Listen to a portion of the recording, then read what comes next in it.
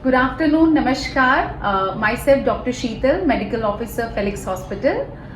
Today in our Doctor Live, we are having our senior neurosurgeon, Dr. Sumit Sharma, having more than 10 years of experience in this field. Welcome, sir. Welcome in our Doctor Live. So because हम सब जानते हैं कि ये brain tumour awareness month चल रहा है, सो आज हम आप लोगों के लिए ब्रेन ट्यूमर की ही चर्चा करेंगे, आपको अवेयर करेंगे कि ब्रेन ट्यूमर क्या है, कैसे डायग्नोज होता है, क्या साइन सिम्टम्स हमें दिखते हैं, क्या हमें करना चाहिए। तो आज चर्चा करते हैं डॉक्टर साहब से।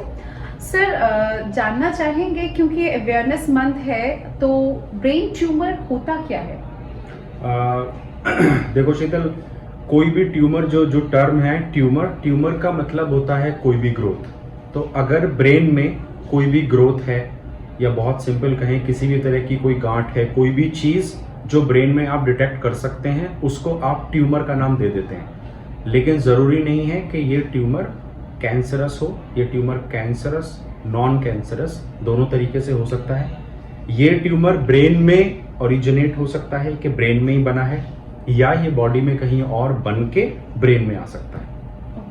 तो बहुत ही सिंपली इतना ही है कि कोई भी मास, कोई भी ग्रोथ अगर ब्रेन में है तो उसे आप ब्रेन ट्यूमर कह सकते हैं। सर, किस वजह से होता है ये?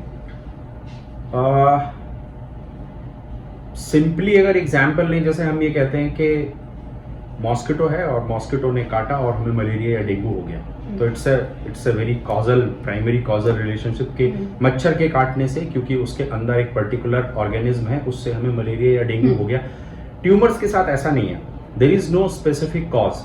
ऐसे तो हम जो बहुत आप ऐसे कह सकते हैं कि कोई रेडिएशन का एक्सपोजर हो जाए, कोई केमिकल्स हैं उनका एक्सपोजर हो जाए, तो आपको ब्रेन ट्यूमर हो सकते हैं। लेकिन नॉर्मल जनरल पॉपुलेशन के लिए इंपॉर्टेंट ये है कि अगर आपकी फैमिली में कोई आपके क्लोज रिलेटिव हैं, फर्स्ट डिग्री रिलेटिव हैं या सेकंड डिग्री रिलेटिव हैं, उनको ब्रेन में कोई ग्रोथ डिटेक्ट हुई है, तो देयर इज अ चांस कि आपको फ्यूचर में किसी को he might have a chance कि उसको ब्रेन ट्यूमर डेवलप हो सकता है। अदरवाइज बहुत सारे फैक्टर्स हैं जिनको हम रिलेट करते हैं। ओबेसिटी को कहते हैं कि पहले अगर कैंसर हुआ है, या रेडिएशन जैसे मैंने बोला।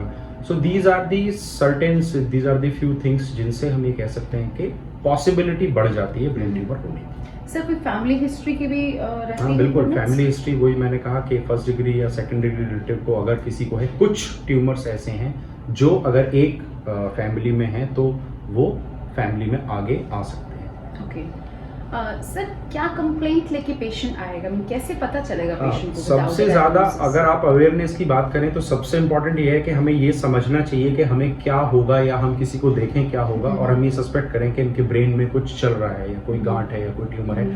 सरदर्द, उल्टी होना, चक्कर आना, दौरे आना, बैलेंस को लॉस करना, बोलने में परेशानी होना, विजन में प्रॉब्लम होना, या चेहरे पे सुन्नाना, या किसी एक तरफ या हाथ पैरों का कम काम करना, ये ऐसे 5-6 बातें हैं जिनका हमें ध्यान रखना है। अगर ये होती हैं तो आपको अपने डॉक्टर से कंसल्ट करना है, और नेसेसरी जो भी इमेजिंग है, सीटी, एमआरआई, कुछ भी है वो करना है। तो सर का दर्द, देखिए सर का दर्द अगर अकेले है तो सर का दर्द क्योंकि इतना कॉमन है, अभी मैंने कहा सर का दर्द, तो बहुत सारे लोग ये सोच सकते हैं अच्छा सर का दर्द हुआ तो हमें ब्रेन ट्यूमर ही होगा।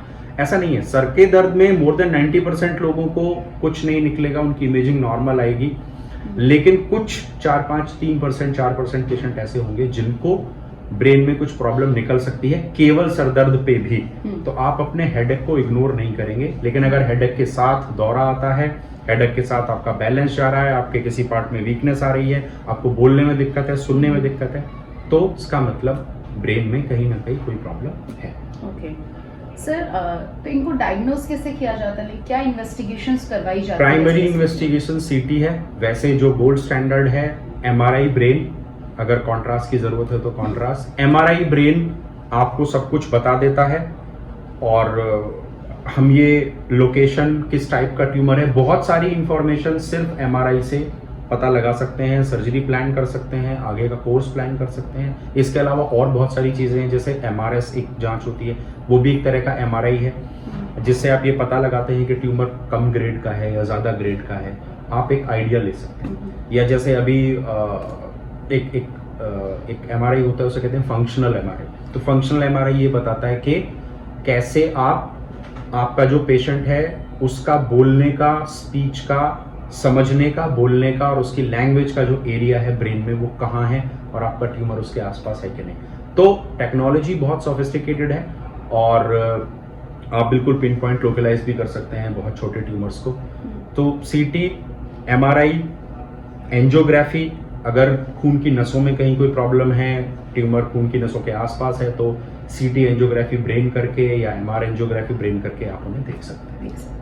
सर ट्रीटमेंट की अगर हम बात करें तो क्या ट्रीटमेंट हम इसमें करते हैं? हमेशा मोस्टली सर्जिकली रहता है? हमेशा नहीं है, लेकिन मोस्टली ब्रेन में अगर कोई ग्रोथ आई है, वो जैसे मैंने पहले कहा कि ब्रेन की जो ग्रोथ है वो कैंसर हो सकता है, नॉन कैंसर हो सकता है। कैंसर में भी वो एक ऐसी गांठ हो सकती है जिसका ग्रेड बहुत कम है, वो वहीं रहेगा, कहीं नहीं जाएगा, या वो ज्यादा ग्रेड का हो सकता है। तो ट्रीटमेंट मोस्टली सर्जिकल है, लेकिन मान लीजिए ब्रेन में कोई गांठ आई और वो इन्फेक्शन भी हो सकता है, वो टीबी की गांठ हो सकती है, वो कोई और बैक्टीरियल इन्फेक्शन हो सकता है, कोई वायरस का इन्फेक्शन हो सकता है, फंगस हो सकता है, तो उसमें आपको सर्जरी की जरूरत नहीं है मोस्टली केसेस में। लेकिन ब्रेन ट्यूमर में सर्जरी की जरूरत पड़ती है। सर्जरी के बाद फिर आप डिपेंड करता है कि 4 ग्रेड का ट्यूमर है, उसमें से किस ग्रेड का ट्यूमर है, फिर आप उस हिसाब से कीमोथेरेपी और रेडियोथेरेपी के लिए जाते हैं। ओके सर, क्या कुछ प्रिवेंशंस भी हैं ब्रेन ट्यूमर के लिए कि मतलब ये चीज ना हो तो उसको आप प्रिवेंट करने के लिए हम प्रिवेंशन के लिए अलग से कुछ नहीं कर सकते हैं, आप स्क्रीन कर सकते हैं। जो मैक्सिमम आप कर सकते हैं वो ये, अगर आपको फैमिली हिस्ट्री है या आपको कुछ ऐसे सिम्टम्स हैं तो आप स्क्रीन कर लें। स्क्रीन का मतलब है आप नेसेसरी इमेजिंग जो है, एमआरआई एटलीस्ट एक करके देख लें, जिससे कि ये क्लियर हो जाए कि ऐसा कुछ नहीं है। ओके, कुछ अगर हम वैसे कैंसर की बात करें तो कुछ वैक्सीन्स भी होती हैं कि जो हम यूज कर सकते हैं पहले?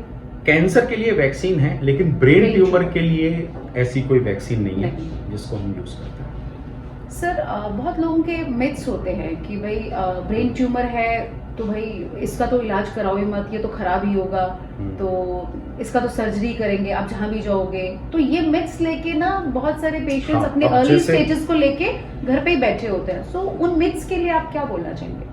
बहुत ही देखिए, ब्रेन में क्या है, बिकॉज ऑफ एमआरआई और जो भी इमेजिंग हमारे पास है, इतना आसान हो गया है पहचानना।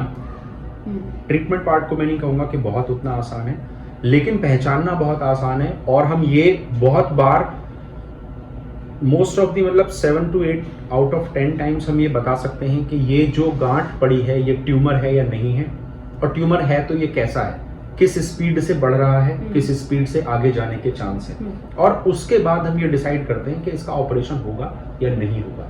या कई बार आपको हेडेक है, कुछ और है, आपको चोट लग गई, आपका सीटी स्कैन हुआ, उसमें कई बार इंसिडेंटल आपको ब्रेन में कोई छोटी गांठ मिल जाएगी, तो उन सब का ऑपरेशन नहीं करना पड़ता। डिपेंड करता है कि आपका ट्यूमर कहाँ है, कैसा है, कितना बड़ा है, उसके हिसाब से फिर सर्जरी करनी या नहीं करनी है प्लान किया जाता है। Okay, thank you so much sir, thanks for the information. तो देखा आपने, आज डॉक्टर साहब ने कितने सिंपल शब्दों में हमें समझाया कि ब्रेन ट्यूमर क्या होता है, किस वजह से होता है, कैसे फैलता है, क्या स्टेजेस होती हैं, हम कैसे डायग्नोस करते हैं, और क्या क्या सिम्टम्स के साथ आपको आना पड़ सकता है। जैसे सर ने बताया कि हेडेक बहुत ही कॉमन है, लेकिन हेडेक को कंटिन्यूसली बिना उसका कोई ट्रीटमेंट किए, बिना उसको एग्जैक्टली डायग्नोस किए कि किस वजह से हो रहा है, वो भी ठीक बात नहीं है। सो ब्रेन ट्यूमर से रिलेटेड अगर आपकी कोई भी क्वेरीज हो, कुछ क्वेश्चंस आप डॉक्टर साहब से पूछना चाहते हैं, तो प्लीज़ कमेंट बॉक्स में अपना नंबर शेयर करिए और अपना क्वेश्चन लिखिए। हम खुद आपको कॉल करके आपके सवालों का जवाब देंगे, या डॉक्टर साहब से आप पर्सनली यहाँ आके मिल भी सकते हैं। डॉक्टर साहब हॉस्पिटल में अवेलेबल होते हैं फ्रॉम 9 to 4 PM। नमस्कार।